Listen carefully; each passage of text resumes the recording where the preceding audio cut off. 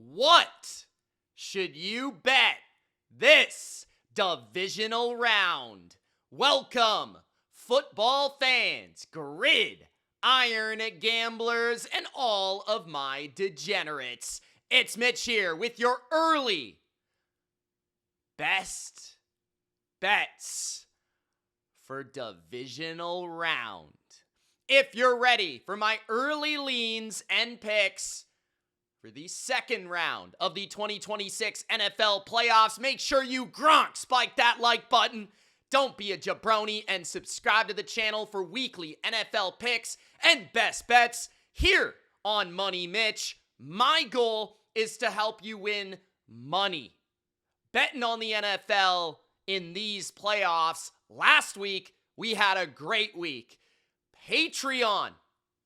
I've already posted some early picks for divisional round. So if you haven't already signed up to my Patreon to support me as a creator and to get all of my bets every week of the NFL playoffs for only $5 a month, check out Patreon in the description. $5, guys. All of my picks, all of my real bets that I put my YouTube money on. Let's get to it. Let's break down the 4 divisional round games, my thoughts on the matchups, the spread, the total, and where I'm leaning right now.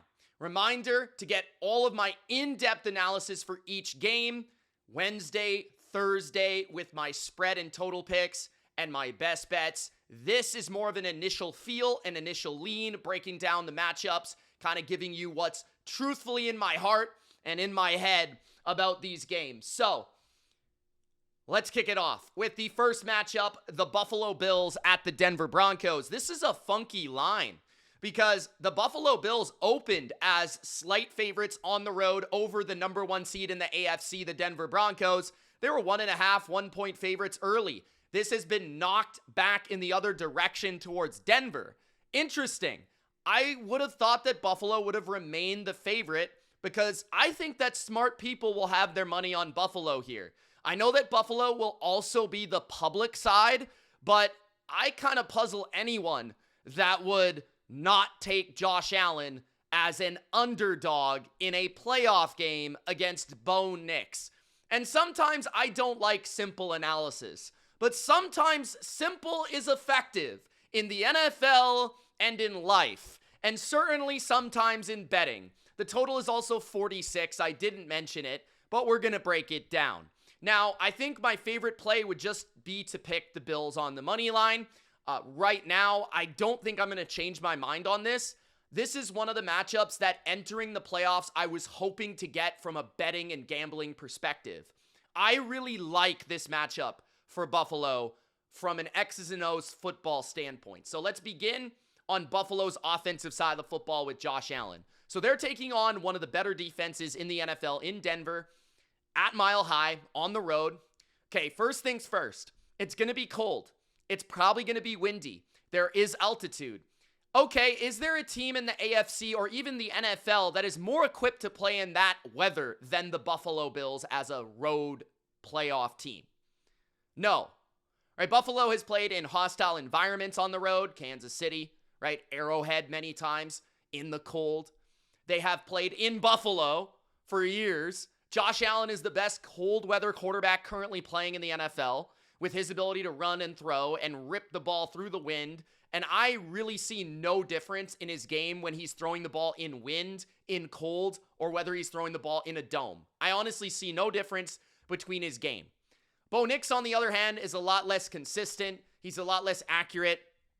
And he's just a lot more of a roller coaster ride than Josh Allen at this stage in their careers. So if there were to be a heavy impact from the weather, the temperature, or anything in Denver, even playing at Wyoming, you know, this guy, Josh Allen, has played in altitude. This guy has played in the cold. This guy has played in the wind. This guy has played in the snow. It doesn't really matter. And Buffalo also has the number 1 rushing attack in the NFL. So if they need to lean on you and run the ball, well, Buffalo is perfectly suited to do that better than almost any team in the NFL, given who their running back is in James Cook, their offensive line, which is big bullies in Buffalo, and then, of course, Superman at quarterback who can run it 10 to 11 times in a playoff game.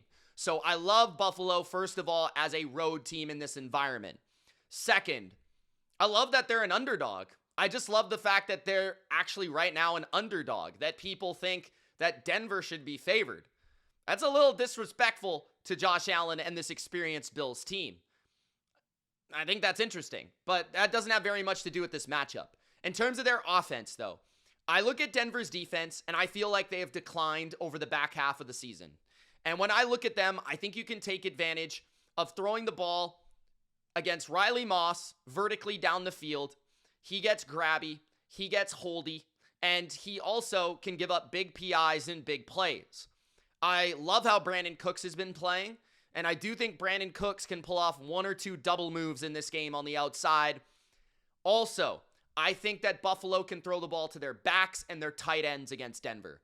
Denver is more susceptible against tight ends and running backs in the pass game. Their linebackers are their biggest weakness in coverage. Dre Greenlaw is expected to play this game, but Dre Greenlaw to me is not the same Dre Greenlaw he was 2 years ago or 3 years ago in San Francisco. He's still not quite that level of player. I think Denver has had a susceptibility when you get one-on-one, even when you create explosives on wheel routes. Out of the backfield, a guy like Ty Johnson could have a big game, just as he did last year in the playoffs. Remember last year in the playoffs when Denver went to Buffalo, they got an early lead, and then all of a sudden they lost like 38-7 or 31-7 or whatever it was? I think that showcased some of the ability that Buffalo will be able to carry over into this game. I think the ability to run the ball will surprise some people on Denver. Denver does have a good run defense, but I don't think they're quite as good on the edges in terms of physicality. And I think Buffalo can find the edges, work the edges, and put their jumbo packages out there and be able to run the football a little bit. Enough for Denver to kind of overcompensate to stop that. I think that's going to open up some play action opportunities for Dawson Knox, for Dalton Kincaid, to work the middle of the field against Singleton, against these linebackers, Dre Greenlaw, against these safeties like Hufanga, who I don't think is the great one-on-one stopper of tight ends. He's very good at flying to the football. He's a great playmaker, but he's not the best in one-on-one coverage. I also just believe that Pat Surtain is their biggest weapon, and their pass rush is their biggest weapon. But Buffalo has a very good offensive line. They have a quarterback that can avoid pressure better than almost anybody in the league. They have a quarterback that last week showed an absolute masterful job of avoiding negative plays. Denver feasts on creating negative plays, creating negatives in the run game, creating sacks, right? They are number one in the NFL in sacks. They're one of the best sack teams of all time. And there is a chance that Denver across the board can lock up, play man-to-man, stifle the Bills, and send some 5 to 6 man blitzes to get pressure here and there. I'm not saying Buffalo's going to run up the score and put up 35 in this game, but we have seen good offenses like Jacksonville go to Denver. We've seen offenses like the Packers go to Denver and move the football for portions of that game down the stretch here. And I think with an offensive line like Buffalo, where I believe they can at least handle their matchups with Benito, with Cooper, with John Franklin Myers, Zach Allen, I think that, especially on the edges, the Bills are well suited to slow down this pass rush. I think that they can take advantage of those running backs and tight end matchups on specific schemed up plays by Joe Brady for shot plays down the field. I do think Brandon Cooks can create some vertical dimension to this offense. I think Shakir as well in the slot, whenever that Denver, how are they going to defend Shakir in the slot? Because Pat Surtain is the best player on the Broncos defense. He is their reason their coverage is so good.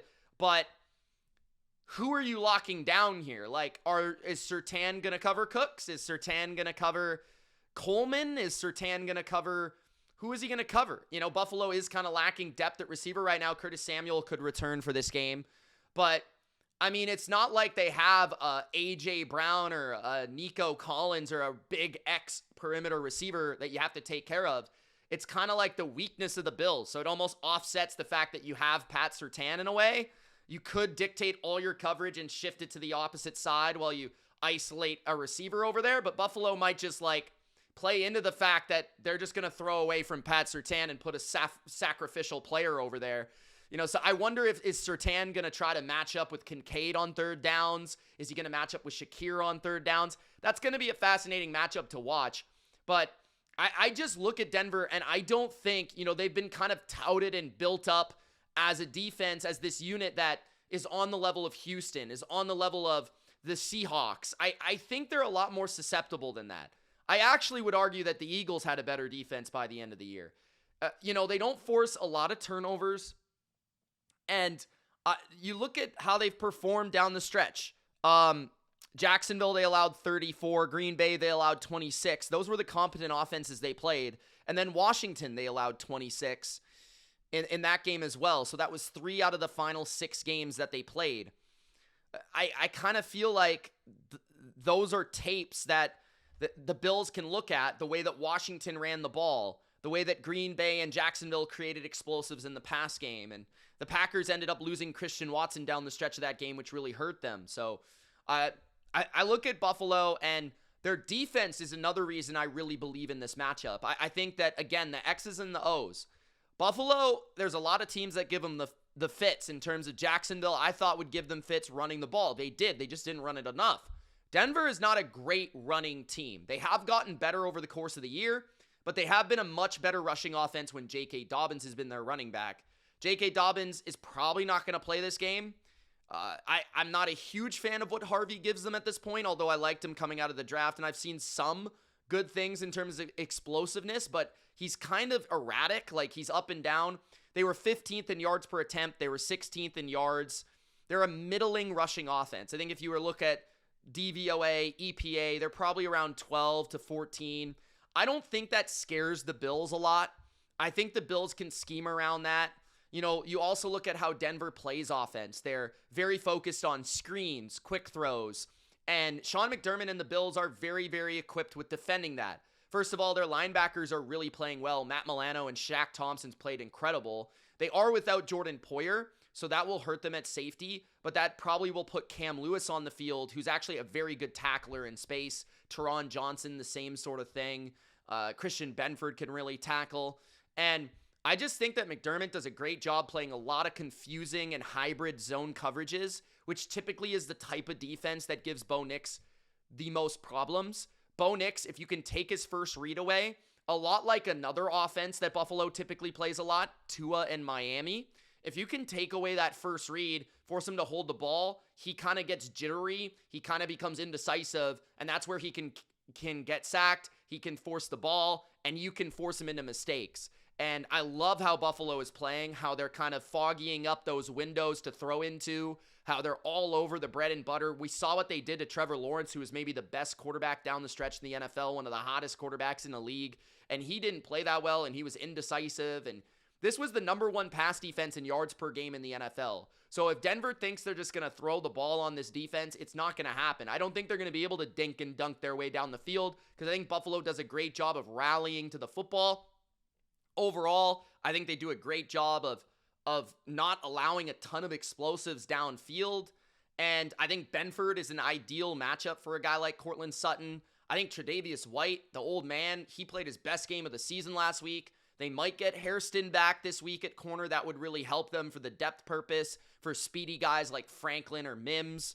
But you look at this offense for Denver, it's just very mediocre, like 16th in passing touchdowns, 11th in yards, 14th in points, 10th in yards. And then you look at per drive, like 20th in time of possession, 18th in plays, 18th in yards, 19th in points. Like, it's a very mediocre to below average offense. They're completely reliant on their defense, controlling the game, dictating the game, and destroying their opponent. And if that doesn't happen, they're often playing from behind. Playing from behind against the Bills is a bad idea because they're built to play from in front. They can run the ball better than any team in the league with their running backs and their quarterback. They can really play a lot of confusing and hybrid and different defenses due to their experience along with their defensive coach in Sean McDermott.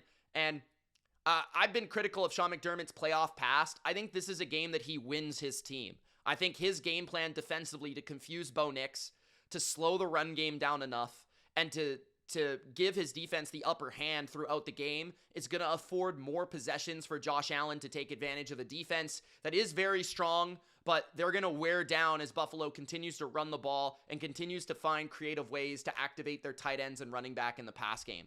So I really like Buffalo here. I think this is a great matchup for them. I trust them a lot more, and I think they played exceptionally well with a very strong game plan against Jacksonville, a Jacksonville team that went to Denver and beat them by 2 touchdowns. So I like Buffalo. Then we've got the total of 46. I would lean to the under because of what I said about the Buffalo defense. I think Buffalo's defense is going to come to play here, and I think that Denver typically, at home, it's probably going to be cold. It's probably going to be a bit windy. I think Denver's defense really tries their butt off to stop Josh Allen, and I think they'll have success, especially in the first half.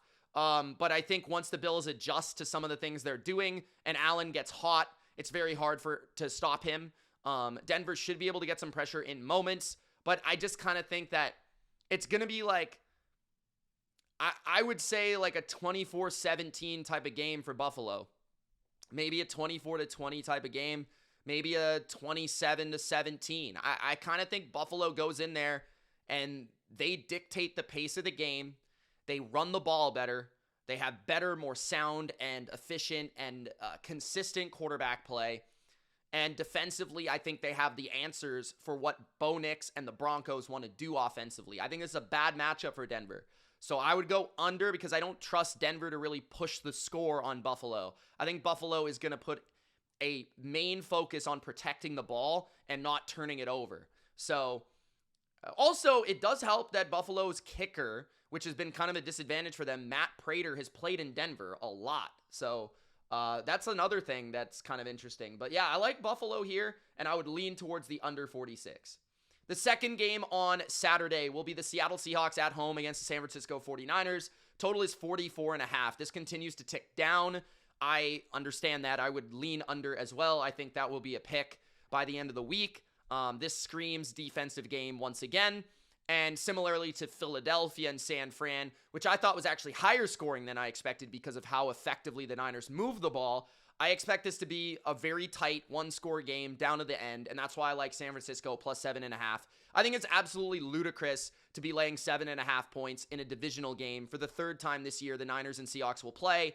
And when we look at the results so far, San Francisco won the game in Seattle 17-13 early in the year, and they kind of dominated that game in a lot of ways. In the second game, Seattle kind of dominated, but it was only 13-3, and San Francisco nearly made it 13-10.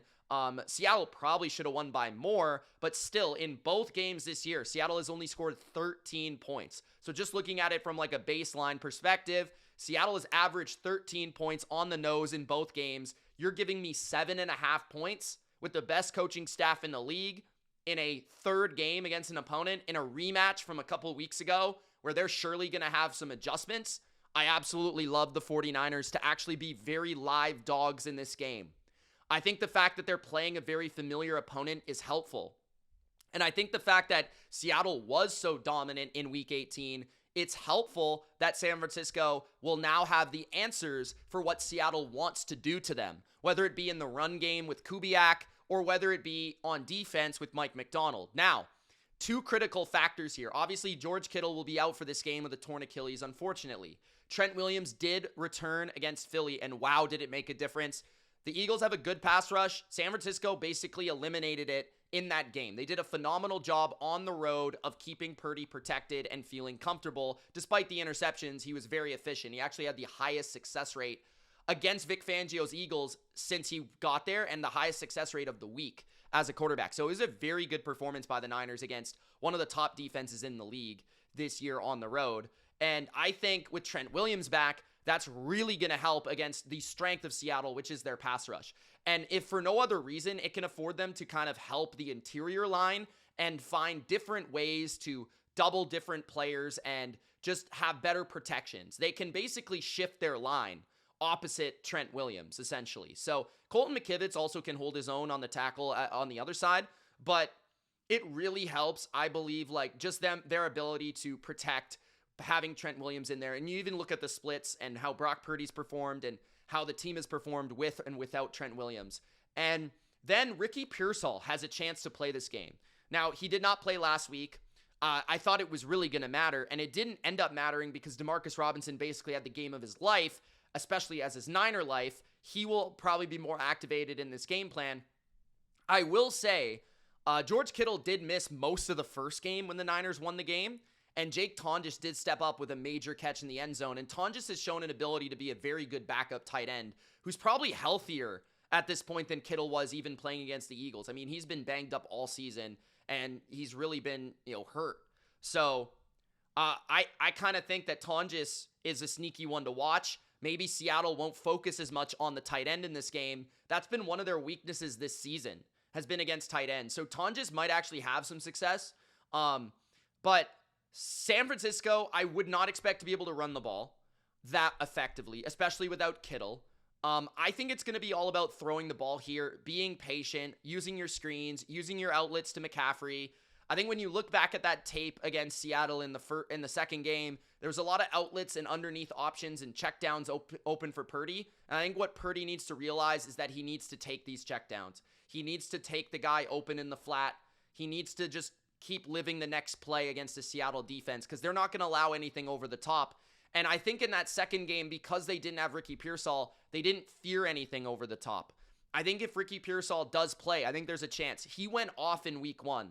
If you combine that with how Demarcus Robinson played against the Eagles, I think there is a chance to, create some isolations against these perimeter corners for Seattle that I think are okay, but I don't think they're great. Witherspoon's great. Eamon Worry's great. Ernest Jones is very good. Their pass rush is very good, but I think you can get them on the perimeter. And I think Shanahan is going to find a way to isolate certain players in this game in a way that he couldn't in the second game. So yeah, Seattle is phenomenal on defense. They might be the best defense in the league.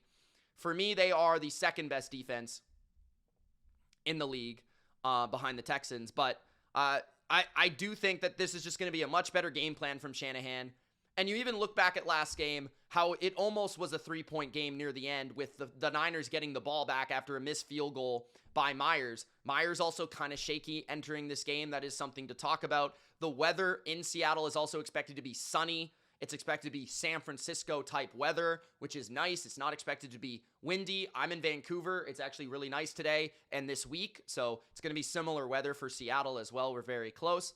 And I look at Seattle's defense San Francisco's defense, and I was very impressed with them against the Eagles. I know that the Eagles are not a good offense, and they stop themselves, and they don't have a high-functioning set of plays or a lot of rhythm, but Seattle is not a great offense. If you really look at how Seattle and Sam Darnold has performed down the stretch, they put up 13 against the Niners regardless of how many yards they put up. The Panthers, they put up 27, but really they had like 3 points at halftime. They had a good game against the Rams in the comeback effort, but they scored 18 against the Colts. They struggled against Minnesota in the first half. They struggled against Atlanta in the first half. They've struggled down the stretch. They struggled against the Rams in the first meeting. It just feels like Sam has not played that well in the last couple of games, the last couple of matchups. And I kind of think if the Niners do a better job stopping the run, they're going to be able to win this game. They're going to be able to have more chances with the football. They're going to be able to have more chances to possess the ball. I don't think they're going to get ran over in this game for 180 yards. I think it's going to be a point of emphasis for San Francisco to stop Seattle's run game. And I think they're going to be more prepared. And I think they're going to have better personnel out there. Because I think Willow looked real good against the Eagles. I think Kendricks looked phenomenal against the Eagles. And it's going to be two different linebackers than Seattle saw in the last meeting. And I think that's going to make a difference. I think that Saleh is going to make adjustments. And I think that San Francisco is going to trust their secondary. I think they're going to get after Seattle. I think they're going to blitz Sam Darnold. I think they're going to try and force a couple mistakes. Seattle was pretty damn close to getting, to turning it over 2-3 times in that second game. They were just very fortunate. I think if the ball rolls San Francisco's way, they could win this game, guys. They could win this game. Now, Seattle obviously has the advantage personnel-wise. They moved the San Francisco D-line in that second game very easily. Sam had a lot of time to throw. They were breaking tackles left and right with Kenneth Walker, who was absurdly good. Jackson Smith and Jigba made some great catches, right? You've got the defense, which has a dominant front, which has a very good scheme, which has a very good talent. But this is Kyle Shanahan and Robert Saleh with the counterpunch opportunity, playing at a stadium in a spot where they know very well. Brock Purdy's never lost to Seattle in Seattle. He's 4-0. He's beat Mike McDonald there twice. So I kind of think that Purdy's the better quarterback. I still trust San Francisco's playoff ability and Kyle's playoff ability. I've never really seen Mike McDonald in this setting before.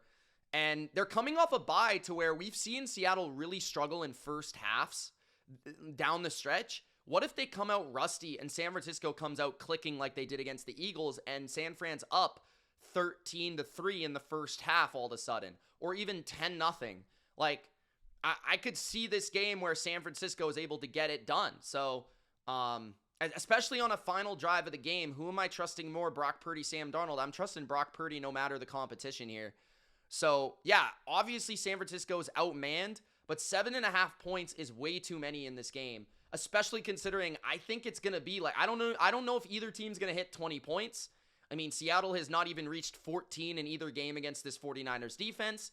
San Francisco hasn't reached 20 in either game against Seattle's defense. Both games has been extremely low total. Both teams want to possess the ball and move the ball and milk the clock. I think it's a lot like the Eagles game. I think it's going to be maybe in the lower 20s. Like, I could see 23-20. I could see 20-17. But I think it's going to be real close. So I would take the 7.5. Now looking at Sunday, we have the New England Patriots at home against the Houston Texans. New England laying 3. The total is 41. Now, I think the Patriots are still probably the most underrated good team in the NFL. The Texans, I think, is going to have some buyers and some backers due to how dominant and good and great their defense is, which is perfectly understandable. That being said, I think that the biggest mismatches in this game are Drake May versus CJ Stroud in a heavy favor towards New England, and also New England's front and their ability to get pressure against the Texans' offensive line. That, to me, is the biggest mismatch in the game. And if Houston is without Nico Collins, I struggle to see how Houston scores more than 17 points. That being said, I think New England is going to put up a low 20, maybe a 17, and I feel like that will be enough. You know, against the Chargers, a lot of people are kind of saying, oh, they could put up 16 against the Chargers. What are they going to do against Houston? Well, the thing is, like, first of all, the Chargers have an awesome defense. Like, they're very good. They're different than Houston, but they're very good. Like, as a pass coverage defense, they're confusing. They play a lot of different coverages, a lot of different hybrid coverages. They're very good in communication. Their front seven down the stretch, thanks to Oweh, really improved. Their run defense down the stretch really improved. I thought New England didn't really run the ball enough. And if you really look into those numbers, New England moved the ball, especially in the second half, very efficiently. It's just that they turned it over multiple times in the Chargers' end of the field. And it was a little unfortunate, a little unlucky in that regard. New England easily could have scored 24 points in that game, and we might have been looking at it a little bit differently if it was 24-3 rather than 16. That being said, you know, the Chargers are also different from Houston in the fact that it's harder to prepare for the Chargers, and as a quarterback, it's harder to kind of decipher the Chargers. The Chargers are less talented than Houston, but Houston is a lot more straight up. They're a lot more simple. And Josh McDaniels has always been very good at these style of defenses. I look back into what the Patriots did to the Legion of Boom, for example, who's a very similar style of defense. Very straight up. We're going to play cover 3 on almost every play. You know what we're in. We're just so good and we're so fast that we're going to stop you. And, you know, McDaniels really, with his scheme and Brady's execution, deciphered and diagnosed and ripped that defense up. And I look at, you know, just McDaniels having beater after beater after beater and play call after play call after play call to go into the lab and find plays to pick apart the Texans' 2 or 3 coverages that they love to run. And I think New England is going to be well-equipped, and Drake May is going to be well-equipped to find the answers to the test despite the personnel disadvantage that they have up front and even on the perimeter. That being said, I think there are a couple matchups New England can use to their favor. I think, first of all, their run game has been pretty strong down the stretch, and I think they can effectively run the ball to take pressure off of May. I don't think it's going to be something where they can just straight up run it all over the Texans. That's not going to happen, but just the balance will be there. I think that you can throw the ball to Hunter Henry, who can at times be a third down mismatch. I think the slot receiver at times can have good advantages against the Texans, where you got Stingley and Lassiter on the outside all the time, but that slot position, if you put Diggs in there against Petrie, as good as Petrie is, I kind of like that matchup. Demario Douglas did have a great game against the Texans last year. And speaking of last year, this was Drake May's first ever start. And Drake May threw 3 touchdowns against his defense last year. You know, he did turn it over a couple times. It was his first ever start behind the worst offensive line in football. The offensive line since improved. The offense has improved. The personnel's improved around him. Drake might have the answers. Also, the Texans are last against scrambling quarterbacks. The Patriots have Drake May, who just ran for 60 yards last week. He's going to be able to run. He's going to be able to get some third down conversions with his legs. Also, the running back position. I've seen guys like Ashton Genty and others, you know, be able to create some explosives. And McDaniel is as good as anybody at finding like those one-on-one wheel shot plays, using guys in the backfield and getting them opportunities, screens and stuff like that. I think New England can have just enough explosives. On top of that, the way that the Texans play is very aggressive. And because Drake May is such a great downfield passer, if the Texans are not careful, he's going to hit them over the top, just as he did as a rookie with Kayshon Boutte. And Kyle Williams could be another guy that flies by a Lassiter with his speed advantage. Like, I think Boutte and Kyle Williams, those are 2 guys to watch down the field. All New England really needs in this game is to hit 20 points. I think if they're able to do that, they're going to win this game, and they're probably going to cover. And I think they'll be able to do that because I think on the other side, the Texans really moved the ball, and it was very impressive running the ball against the Steelers. I don't think they're going to be able to run against New England. I don't really think any team can run a ball really effectively against New England when they're healthy. They weren't healthy down the stretch, but as I said against the Chargers, they were healthy. Tonga might be back this week, which will only reinforce their run defense and their size advantage up front. And I just don't think without the run game, especially if Nico Collins doesn't play, I don't know how CJ survives. I think there's going to be a lot of blitzes just as there was on Herbert. I think New England, especially without Nico Collins, has a huge advantage in the secondary against these receivers with Carlton Davis, Christian Gonzalez, Marcus Jones. Christian Gonzalez is probably going to play considering he seemed fine at the end of the game. He wasn't carted off like Nico Collins was. Christian Gonzalez is going to be probably good to go. And so I think they have a big perimeter advantage. Even if Nico plays, you do have a guy like Gonzalez who can shadow him. And you got a Marcus Jones in the nickel who can shadow Christian Kirk, who had a big game against Pittsburgh. Pittsburgh has a bad nickel corner. New England doesn't. Carlton Davis, you know, he could take on Jaden Higgins, who doesn't have the greatest speed, but he's physical. It's a great matchup for him. I mean, across the board, New England has great matchups here on the perimeter defensively. I think that will afford them to send a lot of blitzes. I think it's going to be difficult for Houston to run the ball. There might be one advantage with Dalton Schultz, but it's not like Dalton Schultz is super explosive. I think you'll live and die with him and his ability to catch the ball. And CJ is just a lot less consistent, effective. He's more turnover prone. He's more bad play. Oh my gosh, what did he just do prone than Drake May. May is so much better than Stroud right now. The Texans don't have as bad of an offensive line as they did last year, but they still struggle with blitzes. And I think New England's going to find ways to get pressure. And the final matchup of the divisional round, we have the nightcap, the Los Angeles Rams, the Chicago Bears. Rams favored currently by 3 in the hook, 3.5, and the total is 49, which is ticked down, I think, because of the report that this could be all-time cold in Chicago. I low-key like the Bears in this game. Again, I like the Niners and the Bears as the live dogs. I guess Buffalo as well. I mean, I like a lot of dogs here, interestingly enough. I like New England as the favorite. I think the Rams can find a way to win this game, but at this moment in time, I am leaning towards the Bears with the field goal and the hook because I am not a huge fan of how the Rams have been playing. I really am not, and I think that Chicago showed some things to me against the Packers that they could carry over in a game plan against the Rams offense. I also think there are some things that Chicago can do against this Rams defense who I don't really believe in. I haven't believed in the Rams defense all year. The biggest matchup with the Rams defense is, can the Rams get pressure on you? Can they win their one-on-ones up front? Chicago has a top 3 offensive line in the league, and they have maybe the most elusive quarterback in football. So I don't think that's really going to be effective. Second, they play a ton of zone. And they're not as good as the Chargers at playing that zone coverage. And they don't have the athletes in the middle of the field like that team. The Rams give up a ton of plays in the middle of the field. And they're kind of weak on third down right now. Like Bryce Young was slicing them up, slicing and dicing. And their secondaries, their corners, they're playing bad, man. They're playing bad. Like, who's covering Loveland in this game? Who's covering DJ Moore in this game?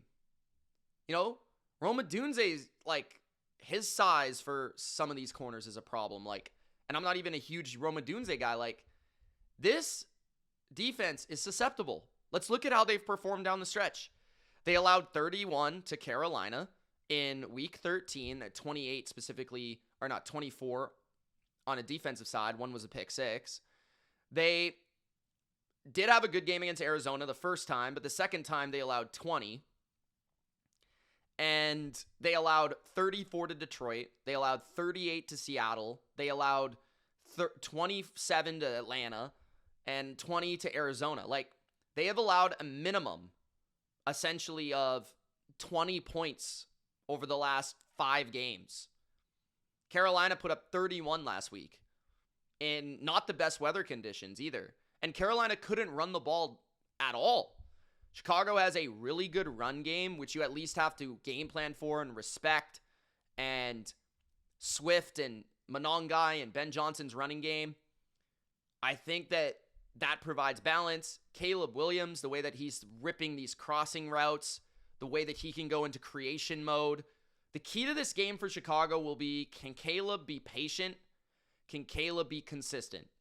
He can be erratic, and that's why you have dry spells within the offense where they don't score for 2-3 drives at the beginning of the game. But once he finds his rhythm, I think the Bears are going to be able to go up and down the field against this defense. And that's where I think it's problems for the Rams, because their special teams is bad.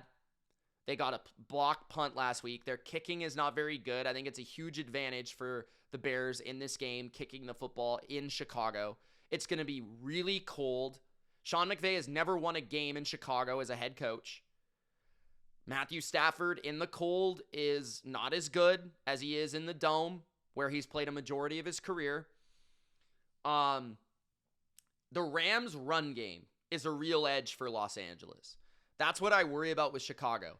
I do think the Rams are going to be able to run the ball. And I do think that Puka Nacua over the middle of the field is going to be a tough matchup for the Bears. But I saw Dennis Allen do a pretty good job with adjustments against Matt LaFleur and the Packers. And that blitzing that he was doing, I think, could be something that they lean into in this game. Because the Rams had problems with the loopers, the stunts, and the blitzes of the Panthers.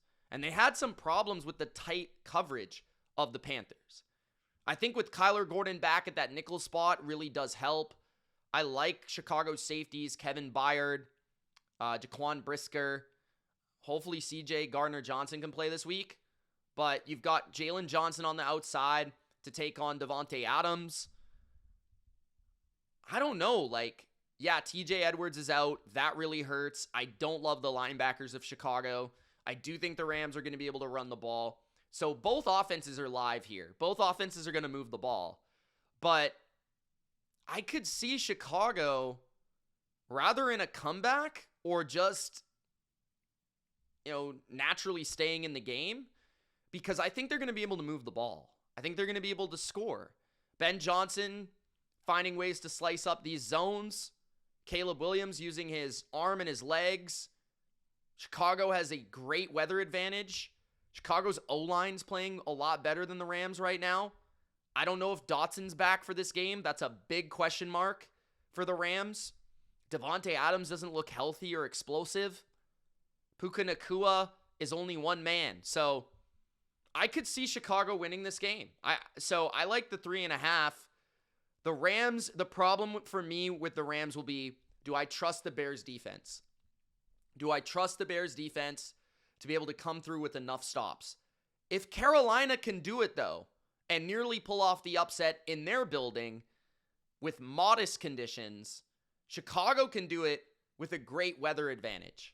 They can. So I kind of don't mind Chicago with 3.5. The total, I would lean over because of what I've said. I think these are two great offensive coaches, Sean McVay, Ben Johnson.